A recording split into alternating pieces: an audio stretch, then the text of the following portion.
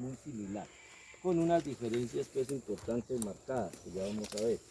Pero en conjunto general podemos revisar desde el perfil de un ovino, revisar cómo puede ser el perfil de un caprino o de un bovino. Entonces lo primero que tenemos es el actor principal de la reproducción, que es el testículo, ¿sí o no? Entonces el testículo, la importancia de la calidad de un testículo es, hay varios puntos para yo definir, y un macho lo debo de seleccionar. Primero, por su línea genética. Eso es lo primero. Cuando yo me manden o me inviten a comprar un macho reproductor, yo debo de primero pedir cuál es su línea genética. Muchas veces no hay mucha información de la línea genética, ¿no? El papá lo trajeron de una finca de tinta, pero no hay mucha. Entonces acudo al siguiente factor. Si no tengo el genotipo, ¿a qué factor acudo? Al fenotipo, es decir, la forma. Lo que veo. ¿Sí? Que lo que veo es una expresión parcial de lo que trae en su genética. ¿Sí? No total, pero sí es una expresión parcial muy acertada, muy allegada, pero pues siempre va a quedar la duda si no tengo filogenia del animal. Pero me sirve de mucho saber la genética, el genotipo, pero si no lo tengo me sirve de mucho el fenotipo. Entonces, ¿qué observo en fenotipo? Pues su conformación, la producción, como la vida, todo obedece a temas lógicos y temas naturales. ¿Sí? Entonces, lo que hace uno en la ciencia es multiplicar y propender porque los eventos sucedan dentro de la lógica natural el mayor número de veces. ¿A qué me refiero? Yo necesito carne, entonces ¿qué necesito en un individuo? ¿Cómo necesitaría un cuerpo para carne? Robusto. Un cuerpo robusto, un cuerpo grande, de huesos largos, ¿sí? De vientre ancho, de lomo largo. ¿Por qué? Porque entre más largo sea su estructura ósea, pues más largo tiene que ser el músculo que lo mueve, y ese músculo, una vez muerto el animal, se va a llamar carne. ¿Sí? Entonces un animal, entre más largo tenga un miembro, entre más ancho tenga una estructura, pues más capa muscular tiene que tener para soportar esa estructura. Entonces eso viene de la lógica. ¿Sí? Eso en términos productivos. En términos reproductivos, lo mismo. Entre más estructura tenga en su sistema reproductivo, mayor rendimiento y eficiencia va a tener. Entonces, ¿qué yo debo buscar? Pues en un macho reproductor, unos testículos grandes. Entre más grandes los testículos, mayor producción de células espermáticas por área. No es lo mismo usted sembrar maíz en este cuadro que sembrar en toda la finca. O sea, hay mayor producción de área, hay mayor oportunidad de cosechar más maíz, hay mayor oportunidad de desarrollar más células espermáticas, entonces mayor producción seminal. ¿Listo? Entonces el testículo, pues yo el objetivo que tengo que hacerlo por fenotipo es testículos grandes. ¿Qué nos pasa a muchos o qué ve uno en el campo? La gente se va a la cabeza, a la papada del toro, ¿sí? Al morro. Mire, ese toro es una belleza. Y lo menos o lo último que le revisan son los testículos. ¿Sí? Ya cuando llegan a la finca, es que toro era que es gay o que no se ve a trabajar. Cuando ya les revisan los testículos disparejos, testículos hipoplásicos, o sea, pequeños, asimétricos, lo mismo de disparejos, ¿sí? Con masas, con tumores, con neoformaciones, con ganglios, con cualquier cantidad de cosas que usted no miró. Entonces, si yo voy a comprar un reproductor, yo tengo que ver la herramienta con la que me va a trabajar el reproductor. Y la herramienta del reproductor no es ni el morro, ni la cabeza, ni las orejas, ni los ojos. Es los testículos y el pene.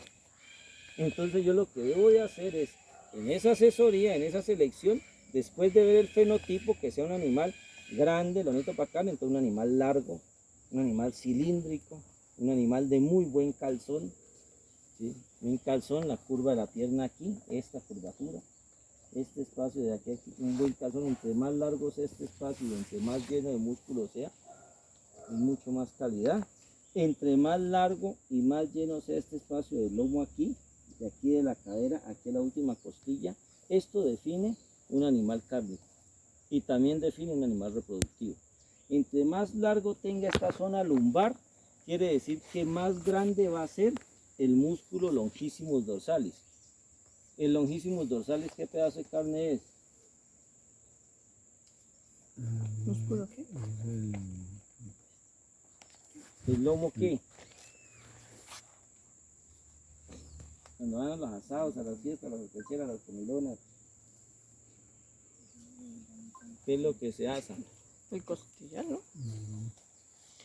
¿El lomo qué? Caracho. Lomo caracho. Eso. El lomo caracho. O las chatas, si hay aquí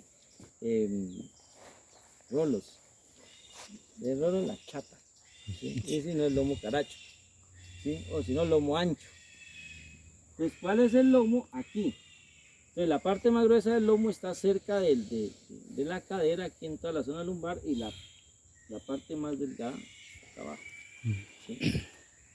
Entonces, el lomo caracho es una de las piezas más costosas del cuerpo. De hecho, las piezas más costosas en producción están en el diseño de corte pistola de un cuerpo. ¿Cuál es el corte pistola? Asumiendo que se habla siempre con violencia, ¿verdad? Esta es la manija de la pistola y este es el cuerpo de la pistola. Entonces la carne más costosa está de aquí hacia atrás. ¿Sí? Aquí está la carne más costosa. Si usted va a una carnicería, la de brazo es más barata, la de cuello es más barata, la de cualquier parte, la de pecho es más barata.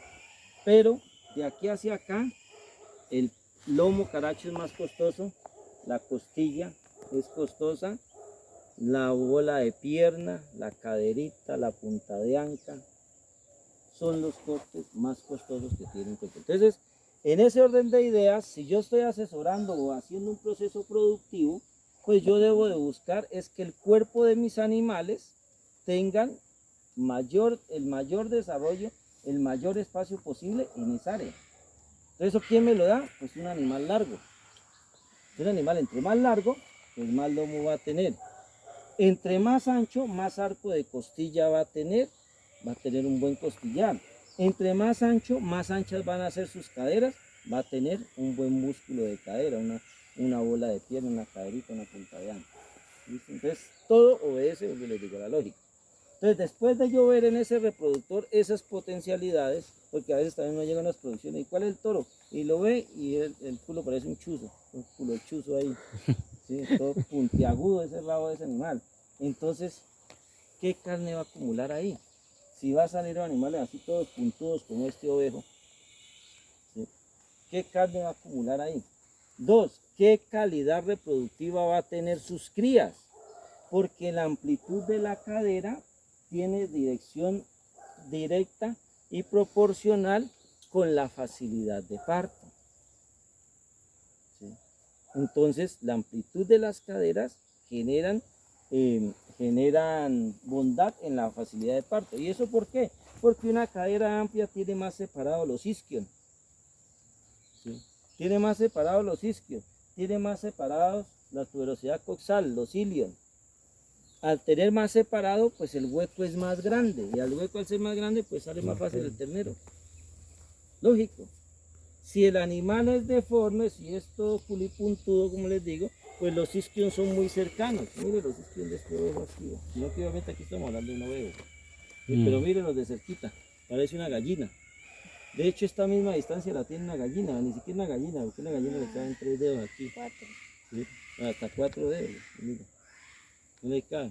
Entonces son animales que no van a prestar el servicio. ¿Qué va a pasar con un parto en un bovino, un animalito como este? Pues va a ser parto distóxico.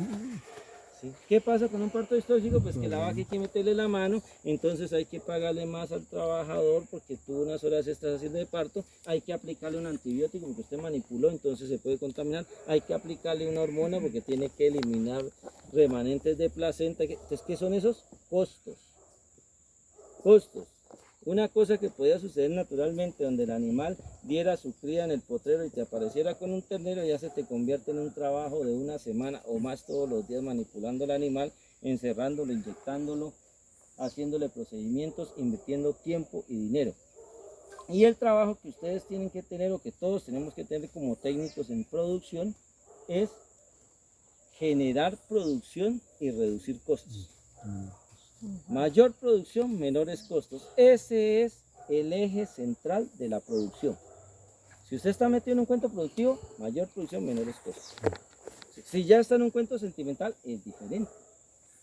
No, mi perro, yo lo quiero. 3 millones la cirugía. ¿Cuándo le vuelvo 3 millones a un perro? Nunca.